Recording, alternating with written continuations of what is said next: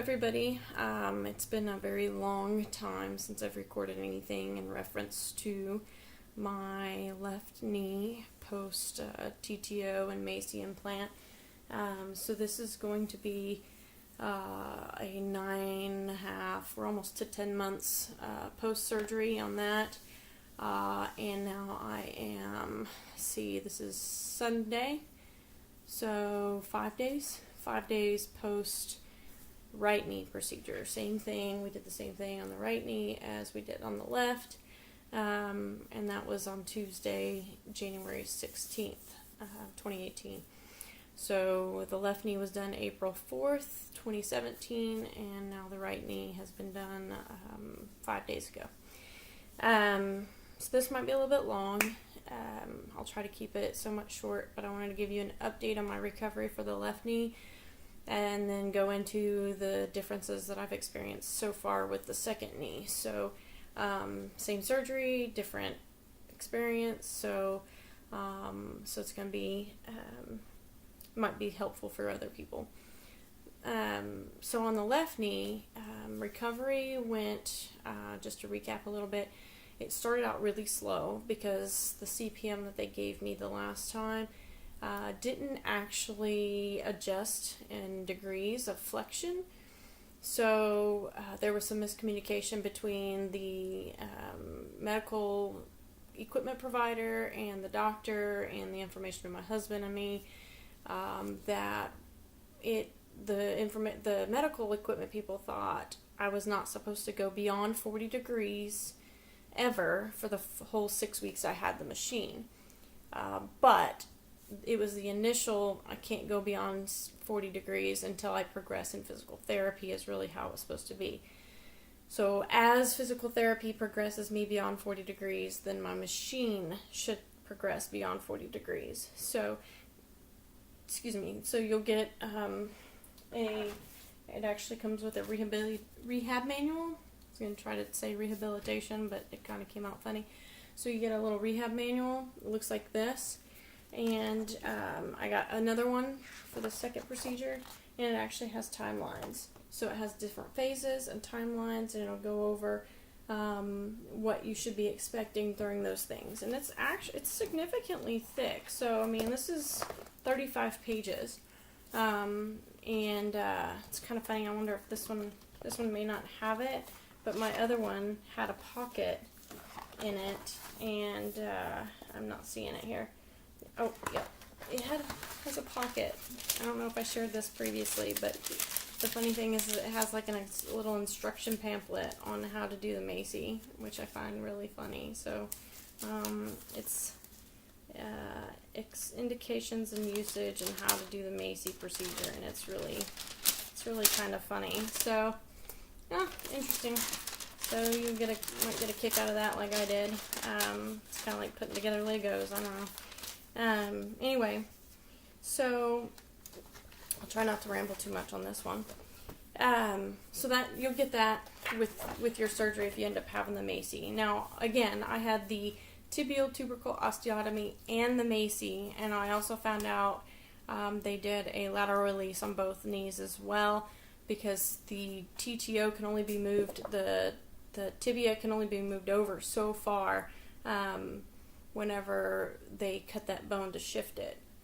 And so if my kneecap still wasn't tracking where they wanted it to, so they did an additional lateral release to allow for more movement over. And so it's kind of a little bit free-floating. Not free-floating, but it has a little bit more movement to it, so it can track a little bit better. So the left knee, the recovery was really slow at the beginning. Once I finally was able to get my brace unlocked and everything, it seemed to speed up a lot faster.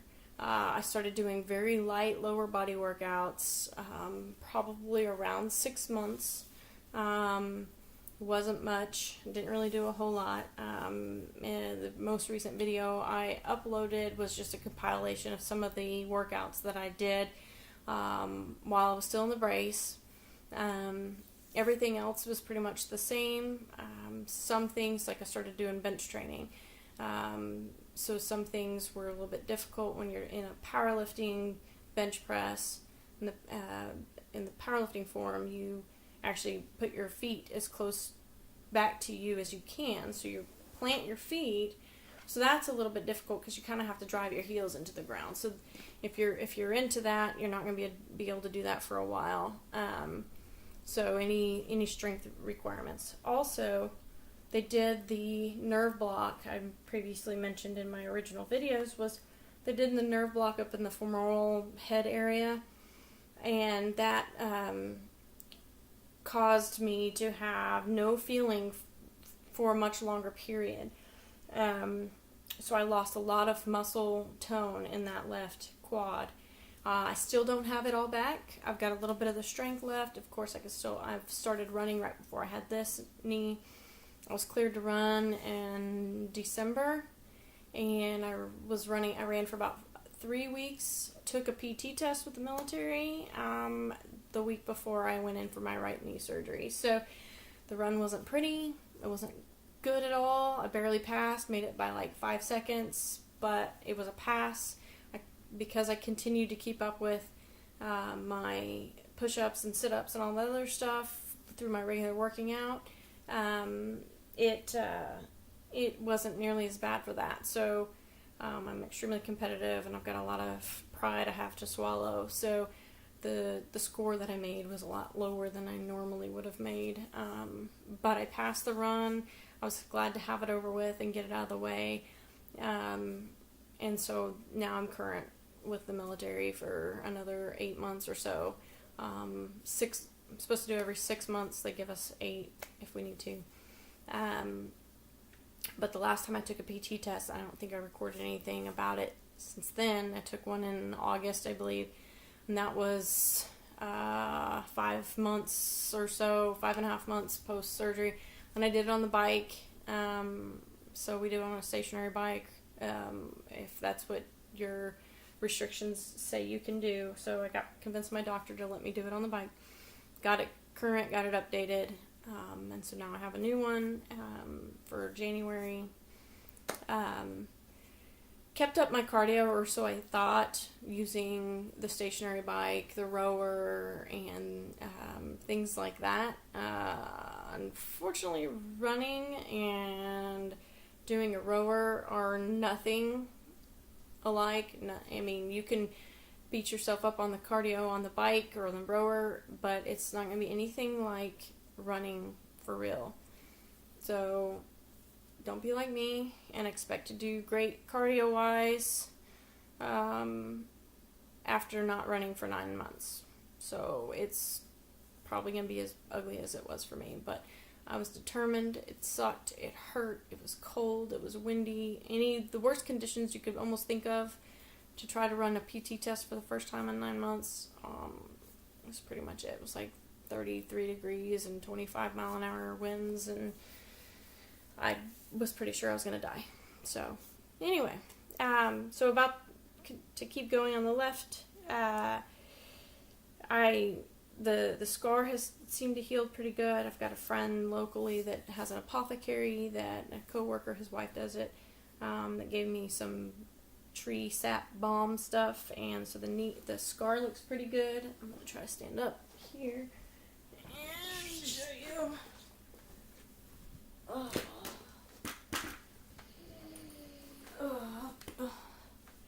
So you can kind of see the scar looks pretty decent. I don't know if that's good lighting or not, but then you can also see that I'm still lacking a lot of especially this outer quad here. I'm starting to get a little bit of that dimple here and here, but I'm definitely missing a lot. And I mean, you can almost see, even with the brace on, how much width is kind of missing. I've put on a little bit of fluffiness over the last several months, but it's what it is, so whatever. I'm not expecting to be stage ready after surgery this soon. So anyway, so the biggest challenges I've had with the recovery on the left knee have been the stability of my quad. Occasionally I'll walk and it'll give out on me. It doesn't really hurt. It freaks me out, but I would say things like ow or whatever, and it's like it's almost like you hit your hand and it doesn't hurt, but you expect it to hurt. So it's really frustrating because it's got me concerned with me having to be fully dependent on my left leg while I can't use my right. So it was a little concerning. My doctor's saying it, the requirements that I have on it now may actually help it to continue to recover better and build its strength up. It's getting that muscle memory back. I've done a lot of overcompensation on still on my right leg, and so I've got really jacked up hips and stuff now too. So, and I try to focus, but it's still a lot of it's mental that I'm still trying to protect that leg, and now I can't protect it as much. I started getting a little bit of what they call crepitus, where it just kind of crackles like it did before, but it's not the same. So before I had my knee fixed, you can't really see that well. Before I had my knee fixed, I had you could feel it grinding and crackling on the inside of my kneecap. Now it's just right here on the front, and can't really hear it. I can feel it. Again, that's concerning to me, but the doctor's saying it's normal. It's probably a little bit of scar tissue just trying to break itself up. It's just some movement and some things that it is not used to doing. It's finally waking up. I do still have some numbness here on this outer part of my leg. That's a little frustrating. It occasionally it almost feels like I'm being stabbed by something. So it stings if I hit it on something. Again, it's the ow, you think it hurts, but it really doesn't. It's just that sensation. It's like it's trying to wake up, but it's still numb. They said that may or may not ever go away. So I don't know. Overall, there would be days I continued physical therapy all the way up until right before this surgery, because after a while I was just at 1 day a week, and then when I started running again in December, I bumped up back to 3 days a week, and I would get on the zero gravity treadmill. They call it the Alter G, where they put you in a little these neoprene shorts, and you look silly, and it's hot as all get out, and you run at like 60 to 70% of your body weight, and it's really interesting. I don't know how well you can see that, but you can see I kind of have that. I got a little bit of a gimp. My hips just don't like to give in. They weren't loose enough, and so it was really I just kind of had this little gimp walk run thing, and my problem is that I have problems with my hips just relaxing. So we did a lot of hip mobility stuff. We did a lot of hip strengthening, pelvic strengthening. I had some issues with my piriformis and having a little bit of piriformis syndrome in my right leg. That was a concern with this new surgery, but it's not been bad yet. Cross my fingers.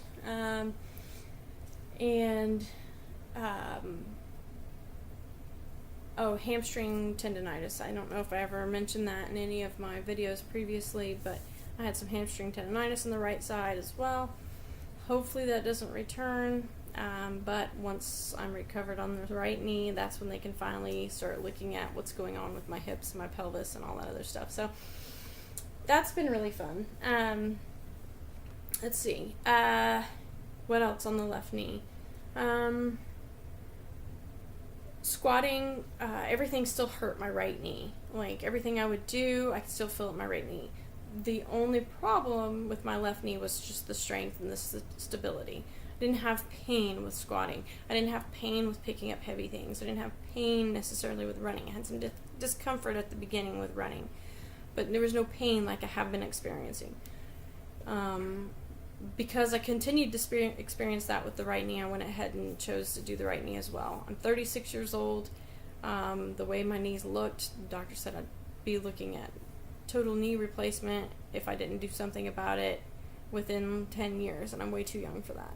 So I'd rather do this, see if I could extend the life of my fitness and activity level a little bit longer. I don't like sitting around, so it's just this was the right choice for me. It's may not be for everybody. So I will post another video if I think of some other things about the recovery of my left leg. But as far as my right, the big differences so far. They did the nerve block closer, so I'm going to show you on my left knee, but they did the nerve block closer this time, so it was more, God dang. So here, it was more like on the inside of my knee here, and then on the outside of my knee. So last time they did it on the inside of my knee and in my pelvis, or in my femoral area. So that was nice. I actually remember, before I didn't remember being rolled into the operating room or anything like that. I remember them prepping for it and everything in the pre-op room. This time, I remember being rolled into the operating room and everything, and them strapping me down. Don't remember some of the Facebook posts I guess I made while I was waiting to be rolled back there and while they were doing the ultrasound. I guess I took some video or some photos of them doing that, so that was kind of humorous to me. But so here's a little picture, because they do the injections by guided ultrasound. So I guess I didn't realize that before. It made sense to me, but because I've had injections through guided ultrasound for my hamstring tendonitis, and when I originally tried to do knee injections on my right knee. But so this is where they came and marked my knee. I have my right knee. I have this tattoo. My doctor was like, hey, we can skip that tattoo so we don't make it ugly. And I was like, hey, that's awesome. So those are the incisions that I have. As opposed to before, when I had the one, it goes where it goes straight down, if you can see it pretty good. I don't know if you can or not. So it goes right here. You can kind of see it's kind of at a curve right now because of the way I'm got my leg bent. So those were the incisions that they made. I did the nerve block wears off a lot faster. I went in on Tuesday, came home on Wednesday. By Thursday, I was in so much pain, I could not get ahead of it. I was in tears. I felt like I was taking way too much pain medicine, and it started Wednesday evening after I got home. Thursday, I was back at the doctor's office, and they took a look at my knee to see what was going on, and so they unwrapped it, make sure I didn't have any issues and no compartment syndrome or infection, but I don't know how well you can see that. So there's my incisions. I didn't get to see them that soon after last time. It was 2 weeks. But the swelling looked good, they said. Everything else looked great. It looks pretty nasty, but I know I can take care of it like I did this other one. So, but the nerve block wore off a lot faster. It was really hard to get ahead of the pain. I ended up making myself sick because I didn't remember when I would take pain medicine, starting Wednesday evening when I got home. And so Thursday, after the doctor's office, I ended up throwing up Thursday evening. Felt a lot better. I was glad to get a lot of that out of my system as much as I could. And then I just ended up having to learn to breathe through, and come to find out I can use the CPM more than 6 hours. I'm supposed to use it for 6 hours a day, minimum. It actually makes me feel better. It makes my knee feel better. I use it way more often. I usually sleep with it on. The only issue that I have with sleeping in it is my low back and everything's really stiff. I sleep on this couch here. It's a lot easier to get in and out of and have the CPM on. My son's sleeping on it right now. He's pretty cute. So I sleep in on it. I can pick it up and move it on top of the couch there where that pillow is. When I don't want it, I have a wedge from Relax the Back. It's a store that has specialty beds and pillows and chairs and stuff that I prop up with my feet on the pillows, and I just prop it up, and he's like, prop it up really high and everything. And then I also use my TENS unit. So I have a TENS unit that my physical therapist gave me a long time ago for some neck issues that I had. So I use my TENS unit to also help with pain and stimulating that quad muscle to try to keep that quad muscle from atrophying as much as my left one did. So if you can get a TENS unit, that would be fantastic as well. If you don't already have one. Still on crutches, still in the same brace. Finally took a shower today. It's again day 5. I was feeling really crummy. My back has been hurting, and I'm sorry I didn't video anything, but there's really nothing much different from the last surgery, preparing for it, and coming out of it. I've just been on pain meds the last 5 days. So I'm feeling a little bit better now. I don't have to take as much. I'll take one Oxy IR, which is a 10 milligram, and one Percocet 5 at the same time, which isn't a huge deal. Just can't take too much of the Percocet because of the Tylenol. I'll take those, and I'm generally okay. I'm a little sleepy. I still feel the knee, but I don't want to take a whole lot. Also, I take some stool softener because pain meds is not good for your digestive tract. It slows everything down. And some heartburn medicine, antacids or whatever, because pain medicine can also cause ulcers. And then I take a fish oil. I still take my hair, skin, and nails supplement from First Form, and then my multivitamin, my greens. I'm actually drinking my greens right now. And those help try to keep me regular and try to keep my body in a better state. Because of all the pain medication, I'm still taking those things. Remember, we can't take anti-inflammatories or anything with an anti-inflammatory property. So I showed these items to my doctor. They said, no, that's fine. Like some people are like, can I take turmeric? No, you can't. It's got anti-inflammatory properties. And inflammation actually helps the cells grow in the MACI procedure. So that's a big thing. They need it to be inflamed for it to grow properly for 3 months, for the first 3 months. So I know I've mentioned that before. What else is different? The pain, the initial feeling of pain, I felt it a lot sooner this time. It's excruciating. I've definitely needed my husband here more this time around. I know several people have asked, how long do you need your help? How long do you need whoever's helping you, whether it be your spouse or your friend or another family member or whatever? My surgery was on Tuesday. My husband stayed home all week with me. He's been able to leave and do things, but for the most part, he's been home, and I have pretty much needed him to get me stuff like food, drinks, other things. If I have to get up and carry something, then I need him to actually do it, because I can't carry anything.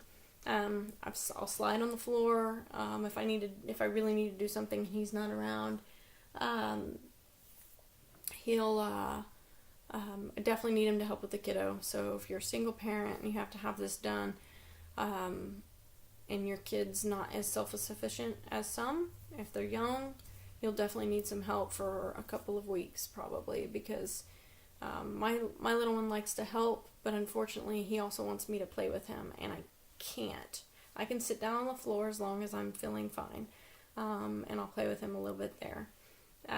But for the most part, I'm laying on that couch. I'm tired of it. It sucks. I'll probably end up back in the bed this week. I'm sure I'll go back, try to get back to the bedroom, our bedroom's just a little tight, and I don't want to get stuck and trip on stuff with the crutches, and so that's a big challenge. This is easy area for me to move around. I can get to and from the bathroom okay.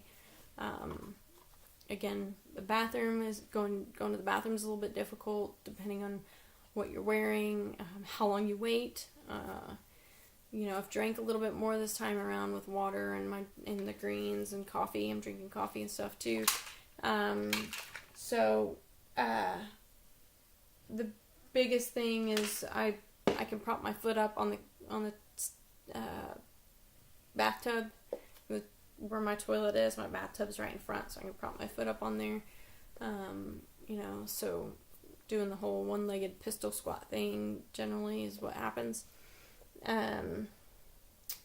Let's see. I know that there were some other things I wanted to bring up that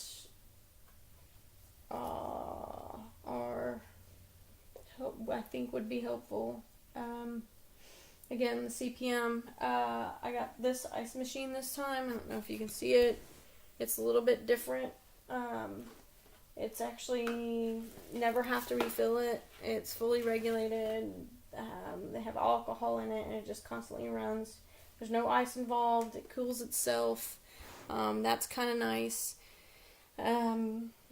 It goes an hour on, then it cycles through, and then it warms up a little bit, and then it cools off back down to like 40 something, and then it goes back up. So can't really feel it that well through all the wrapping, but it is better than nothing.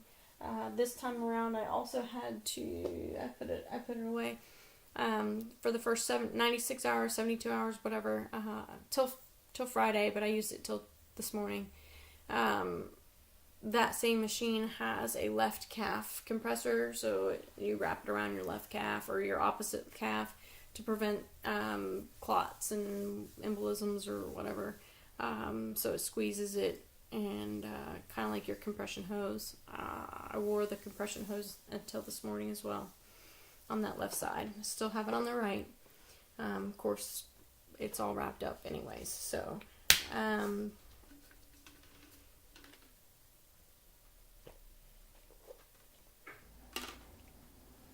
I've also been sticking to my meal plan. I know this is more about the MACI and the TTO, but since I'm into fitness and I have a fitness team and everything, kind of sort of incorporating a little bit of that in there. Sticking to my meal plan. It's been not nearly as difficult as I thought. I do a ketogenic diet, so I thought maybe the higher fat foods and lack of carbs would be difficult on the stomach while I was trying to keep from being nauseous.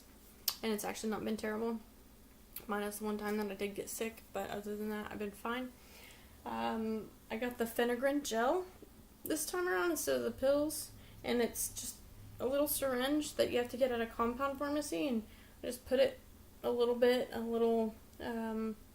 like 1 milligram or something, that you put a little dot, and you rub it in the crook of your elbow there, and it seems to go really quick. The instructions say on your wrist. I'm sure it's fine, but the hospital was doing it right here in the crook of my arm, so that's where I've been doing it. I don't know. My cat's been a pain in the ass. Wants to sleep on my head.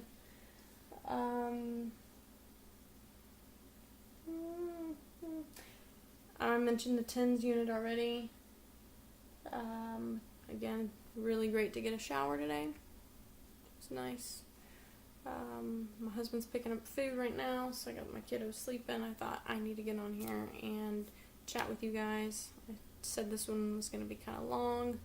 I apologize. I'm almost at 30 minutes. I'll try to cut it. I'm going to cut it off here unless I think of something else, and then I'll come back and I'll record another video. I can't think of anything right now. Nothing that of terrible significance, or even small details, because I'm a detailed person and I like to ask lots of questions. So please, if you have questions that you would like me to address, put them in the comments. and I'll try to record videos occasionally, more often than I did last time. Really sorry.